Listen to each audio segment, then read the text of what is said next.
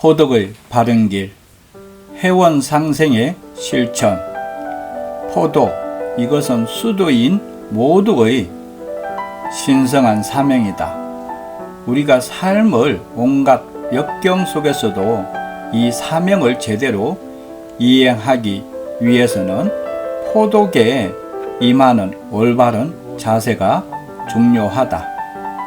스스로 포덕을 바르게 한다고 생각할지라도 자신도 모르게 잘못하는 부분들이 있지 않는지 늘 되돌아보아야 한다.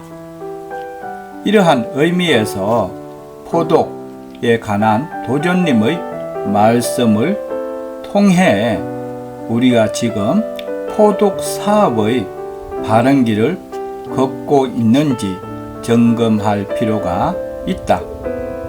이렇게 포덕이란 입도시키는 것뿐만 아니라 회원 상생, 대도의 참뜻을 스스로 지키면서 남도 지키도록 가르쳐 줌으로써 창생을 구제하기 위한 대인 접촉이다.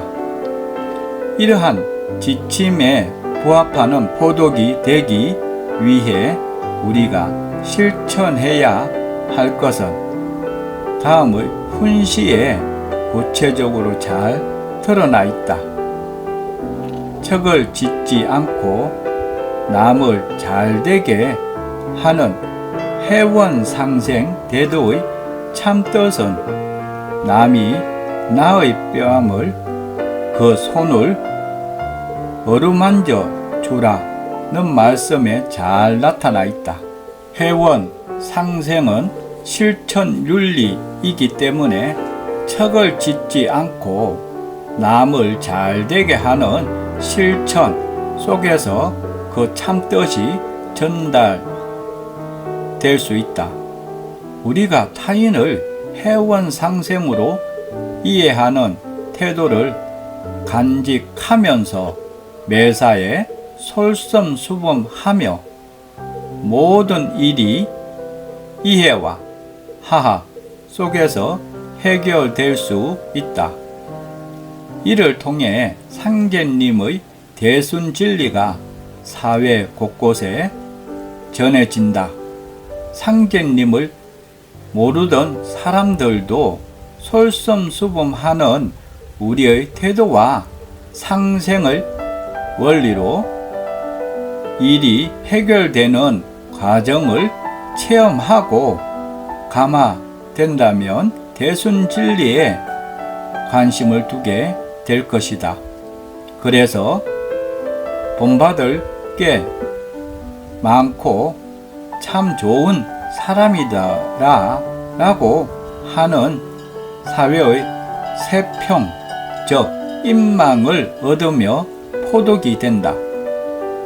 이것이 세상의 회원 상생 대도의 참뜻을 전하는 포덕의 바른 길이라고 할 수 있다.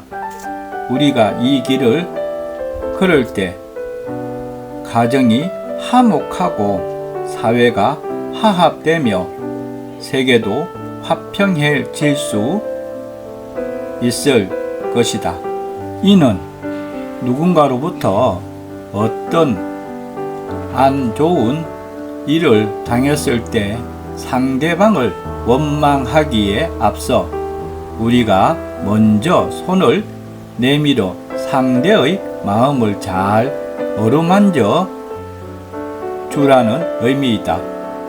이를 실천하기 위해서는 다음의 두 가지를 생각해 보아야 한다. 하나는 내가 전에 지은 척으로 인해 이번 일을 겪은 것이고 그 덕분에 척이 풀린 것이니 이만하기 다행이라고 생각하는 것이다. 다른 하나는 이 일이 나의 어떤 허물 때문인지 살피고 대가가 나의 허물을 깨닫게 해주어 고맙다고 여기는 것이다. 이렇게 상대방을 원망하기보다 오히려 상대의 아픔을 생각하면서 나 자신을 반성하고 상대방에게 고마워하며 척이 풀리고 회원이 되어 서로가 잘 되는 상생의 관계로 나아가게 된다.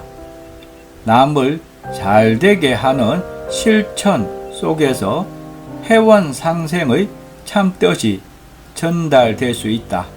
이렇게 상제님의 덕화는 회원 상생을 실천하는 나의 자세를 통해 선양된다.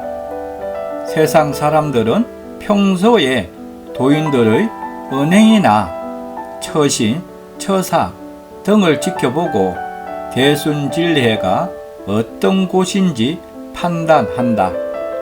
타인에게 입도를 권하는 순간뿐만 아니라 일상생활에서 우리의 언행 전체가 포독 활동이 되는 것이다. 그 과정에서 비록 당시에 상대방이 입도하지 않더라도 나의 처신을 통해 본받을 게 많다고 생각하며 그것이 바로 상제님의 덕화를 선양하는 것이다. 그러므로 수도인 각자가 대순진리회를 대표하는 주인의식을 가지고 상생의 진리를 실천해 나가야 한다. 원한이 세상에 쌓이고 맺혀 천하가 진멸할 지경에 다쳤으므로 상제님께서는 병고에 빠진 천하 창생을 널리 건지시려고자 인세에 오셔서 회원 상생의 진리를 선포하셨다. 이러한 회원 상생의 법리는 남녀노소 누구나 행할 수 있는 수도법으로 우주 자연의 이치에 부합하는 천지대도이다. 자신이 먼저 모든 일을 회원 상생으로 풀어나가면 수도가 됨과 동시에 포덕이 되고 도통하여 수도의 목적도 달성할 수 있다. 이러한 까닭에 도전님의 가르침대로 우리가 일상생활 속에서 상생의 법리를 잘 실천하고 있는지 자신을 수시로 반성하는 것이 필요하다. 우리가 평소에 회원 상생의 실천하지 않으면서 타인에게 말로만 도를 전하는 것은 음식을 먹어보지 않고 타인에게 먹어보니 맛있더라 라고 거짓말하는 것과 다름이 없다. 더군다나 자신은 실천하지 않으면서 상대방에게만 실천을 요구한다면 비웃음만 사게 된다. 자신이 아닌 외면 수습에서 비롯된 행동도 상대방이 위선을 눈치채는 순간 그동안의 노력이 허사가 되고 불신을 사게 된다. 우리가 잘못된 방법으로 포독하며 그것 자체로도 정당화하지 못할 뿐만 아니라 사회나 종단에 누를 끼칠 수 있다. 포독에서 회원 상생 실천의 중요성을 이해하기 위해 두 가지 사례를 제시해 보고자 한다. 한 수도인은 10년 넘게 수도하면서 이제는 가족에게도 도를 전하니라. 마음먹고 먼 거리에 사는 여동생을 여러 차례 찾아가는 정성을 들였다. 어느 날 동생은 입도치성을 며칠 후에 모시기로 약속하고 치성 물대를 모셨다. 그런데 이게 웬일인가? 치성 당일에 동생은 하지 않겠다고 통보하였을 뿐만 아니라 부모와 형제들에게 전화하여 언니에 대해 안 좋게 말한 것이다. 갑자기 바꾼 태도에 놀라 직접 가서 동생의 생각을 들어보았다. 동생은 어리석부터 언니에게 서운한 점들이 있었는데 풀리지 못하고 있다가 그제야 털어놓았다. 치성을 모시려니까 쌓인 감정이 한꺼번에 복받쳐 올라온 것으로 보였다.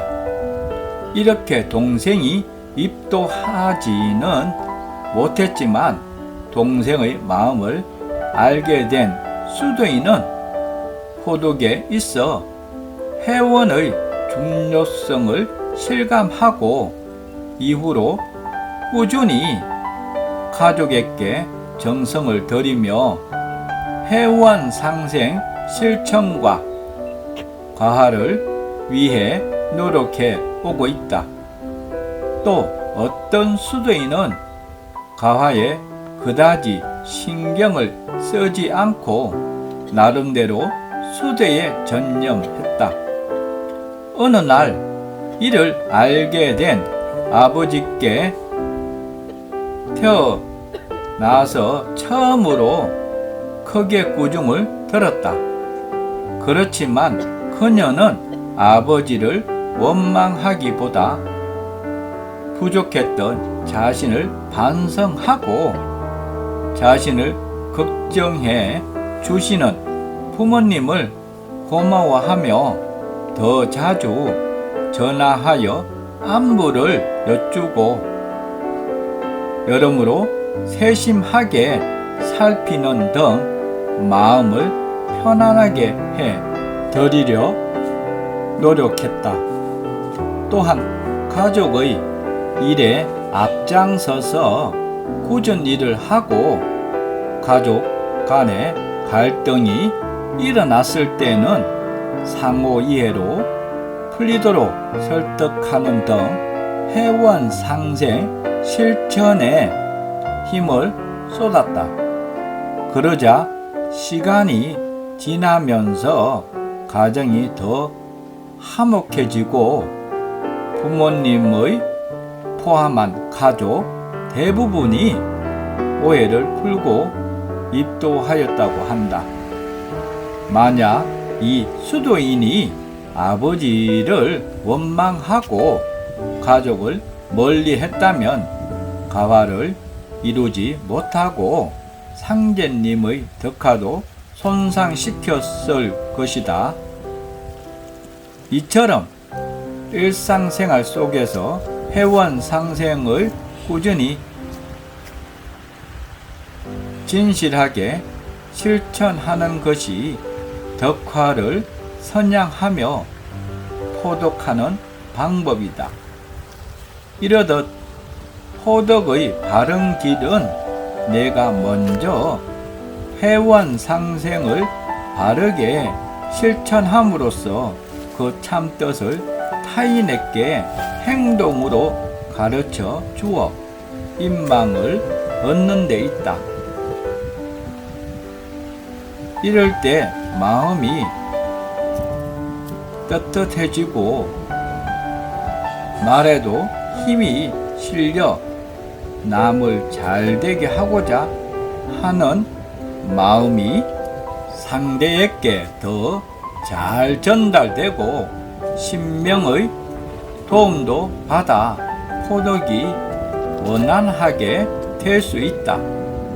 포덕의 바른 길을 걷고자 하면 처음에는 그 실천이 어렵게 느껴지고 결과도 더디게 나타날 수 있다. 하지만 바른 방법이 결국 바른 길이다. 잘못된 방법으로 할 경우 척에 걸려 도통이란 목적지에 도달할 수 없기 때문이다. 욕소, 부달이라는 말대로 급히 하려고 하면 오히려 달성하지 못한다. 따라서 결과에만 집중하여 자신도 모르게 포덕의 근본 뜻을 잊어버리고 있는 것은 아닌지 늘 반성할 필요가 있다. 대순진리의 도인들은 창생을 구제하기 위해 해원상생이라는 포덕의 바른 길을 따라 떳떳하게 한 걸음 한 걸음 걸어가야겠다.